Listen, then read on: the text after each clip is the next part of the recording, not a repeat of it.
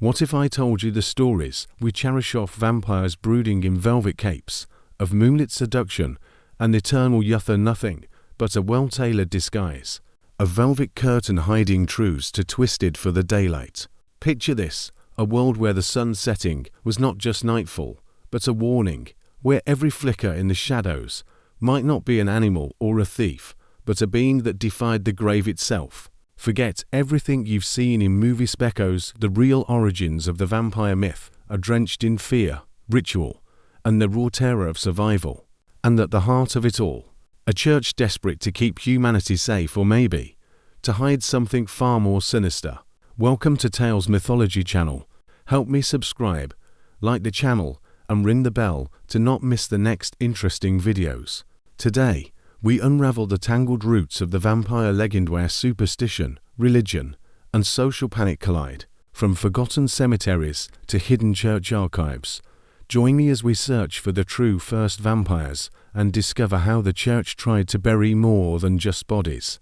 Long before we had the word vampire, humans have whispered about night-stalking monsters.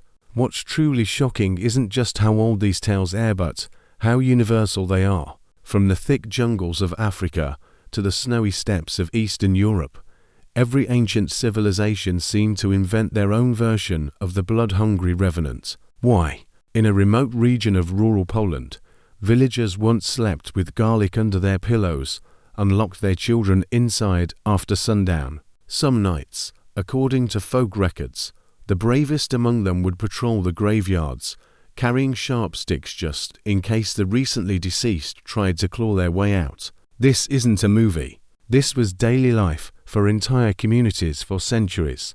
But it's not just Poland. In West Africa, parents warned children about the ads, spirits who would drift through the night in the form of fireflies, quietly draining the blood of anyone unlucky enough to leave their window open. Meanwhile, in India, the Vatala was feared not for drinking blood, but for possessing corpses and spreading chaos. A myth that may have been inspired by the sight of rabid animals or the horrors of epidemic disease. Why do so many early tales cast women as the first monsters? Let's dig deeper. Lilith and Lamia, monsters or warnings. Jewish folklore gives us Lilith, the original night hag, depicted not as a temptress, but as a woman punished for her independence, exiled to haunt the shadows. Meanwhile, ancient Greek mothers terrified their children with stories of Lamia, a grieving queen cursed by jealous gods, transformed into a snake-bodied predator. These stories, often dismissed as mere misogyny, actually reflect deeper fears. What happens when the expected order is disrupted? When women refuse to obey, are they marked as monsters? Many scholars now suggest these tales were less about literal monsters and more about policing social norms. In a world where life was brutal and the line between order and chaos was razor-thin, those who didn't conform became cautionary tales, sometimes elevated to supernatural threats. But what about the church? Where did Christianity fit into all this? Far from dismissing the vampire panic, religious authorities often fan the flames. Archaeologists in Poland and Romania have uncovered skeletons buried with sides pressed to their necks, or large rocks jammed in their mouth measures, meant to pin down the corpse, ensuring it couldn't return to life.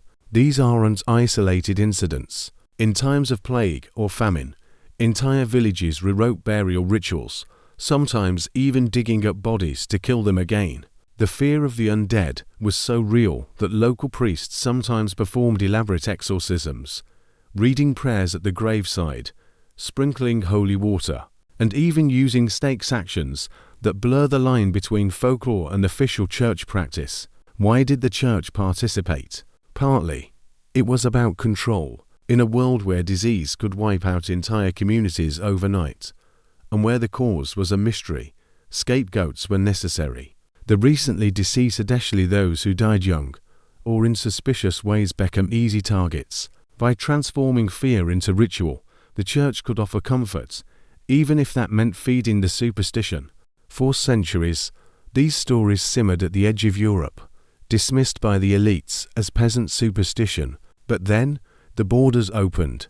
Treaties and wars, especially between the Ottoman and Austrian empires, allowed travelers, merchants, and soldiers to carry tales from the misty Carpathians to the salons of Paris and London.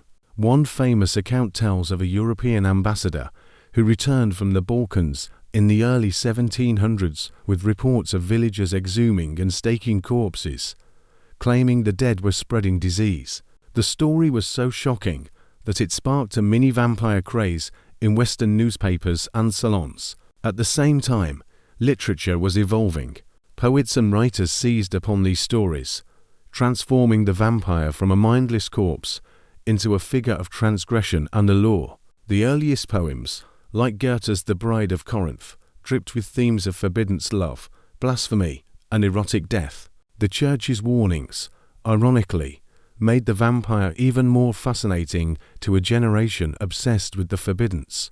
By the time Bram Stoker published Dracula in 1897, the vampire had become an aristocrat, haunting the edges of civilized society. But look beneath the surface, and you'll see the same old fears: dyes, invasion, and the danger of outsiders wrapped up in new, seductive clothes. During cholera outbreaks, villagers often blamed mysterious deaths on vampires, sometimes digging up recent burials, looking for signs of freshness or blood, and reburying the bodies with extra precautions. It was a desperate attempt to impose order on chaos, to make sense of tragedy by turning it into a battle between good and evil. The vampire myth survived not because it was true, but because it was useful. It explained the unexplainable: why the young and healthy died suddenly, why communities collapsed, and it offered rituals for protection, even if those rituals had no scientific basis. As science advanced and faith in the supernatural faded, at least on the surface, the vampire legend refused to die. In fact, it thrived, adapting to every new anxiety. In the 19th and early 20th centuries, vampires symbolized the other, the outsider, the immigrant, the threat to national purity. By the 20th century, as psychology and medicine advanced, vampires became metaphors for disease. Think of the links between vampirism and tuberculosis, or even HIV in modern retellings. Today, vampires show up in stories about addiction, trauma, and even loneliness. And Rice's interview with the vampire made the monster into a tragic figure cursed with immortality, forever seeking meaning. In the 1980s, some communities in the US revived vampire folklore during AIDS panic, with local newspapers speculating about energy vampires, causing unexplained deaths, proof that the legend morphs to fit whatever fears society cannot easily face. Of course, no story about vampires is complete without talking about movies. From Nosferatu to Twilight, vampires have gone from monsters of the grave to glittering heartthrobs. Some love this transformation, others hate it, claiming the real terror has been lost. But maybe that's the point. Every era gets the vampire it deserves. In times of war and disease, we feared the corpse that couldn't stay dead. In times of relative peace, we fantasize about eternal youth and forbidden desire. The vampire is always a mirror showing us what we most fear and what we secretly want. So, did the church hide the first vampires? The answer is complicated. In many ways, religious authorities recorded, codified, and even spread vampire lore only as a warning. But as science advanced and religion's grip loosened, those same stories were quietly reframed, sanitized, or dismissed as old wives' tales. In a sense, the church did bury the first vampires, just not in the way we think. By ritualizing fear and offering religious solutions, it transformed the raw chaos of death into manageable myth. But the darkness at the heart of the legend, fear that death isn't the end, and that some horrors cannot be controlled, remains alive. Even now, in an age of science and skepticism, the vampire survives. Why? Because it's a vessel for everything we cannot face in daylight. The fear of death, the pain of loss, the anxiety of being outcast or forgotten.